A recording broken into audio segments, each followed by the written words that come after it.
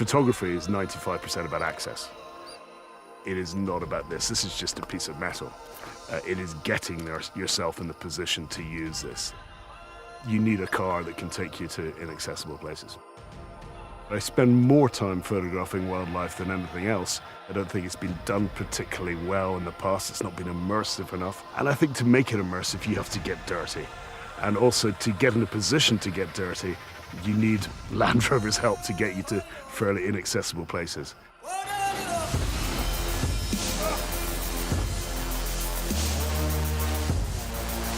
That was excellent. I'm in awe of polar bears for their fortitude. I'm in awe of tigers for their ruthlessness.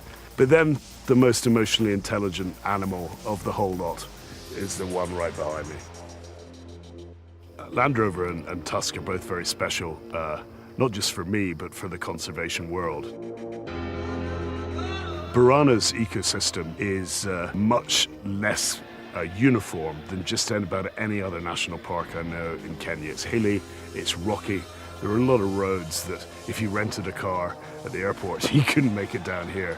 So you need a Land Rover. It's appropriate, I think, that the first time people are seeing this car is in a place like Borana. There's an old saying that your ship's safe in a harbour, but ships weren't really made for harbours. They're made to go to the final extremes. And in the modern world, you need cars that can take you to the final extremes.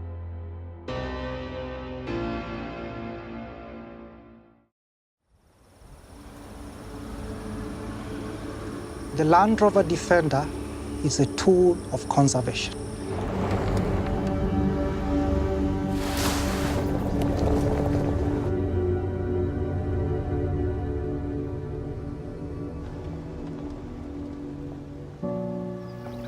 Borana's the perfect place to test the new Defender simply because it's got incredible diversity of terrain. Tusk partnership with Land Rover goes back over 15 years. Tusk is an African wildlife conservation charity. We want to use this year to really highlight the plight of the lion. We are now in a situation where we've got less lion in the wild than we have rhino. And I think that is a pretty shocking indictment. As a Kenyan myself, I had no idea until I started working here. But we've only got 20,000 lion left in the world. It's crazy. The lion is actually Kenya's national animal, so it's intertwined with us as a people. On Borana, we have a team that's dedicated to tracking and monitoring lions, and they have to be able to go where the lions go and make sure that they're safe. The process of tracking and monitoring lions involves fitting of GSM devices, which we normally call collars, which are able to tell you where the animal goes and what it is doing. When it comes to collaring lion or tracking lion at any point, they're hardly ever on the road. So that means that we need a vehicle that's capable of going off-road in quite an adventurous situation.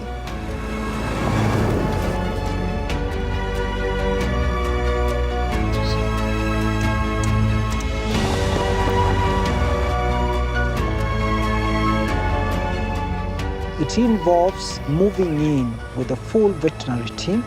This team will use a tranquilizer dart, and the animal will be out for around 40 minutes to maximum 1 hour.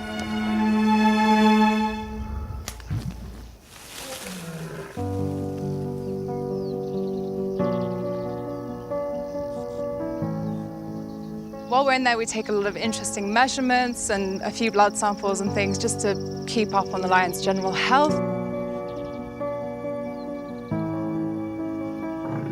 And now you have this data which will help you better manage the animal.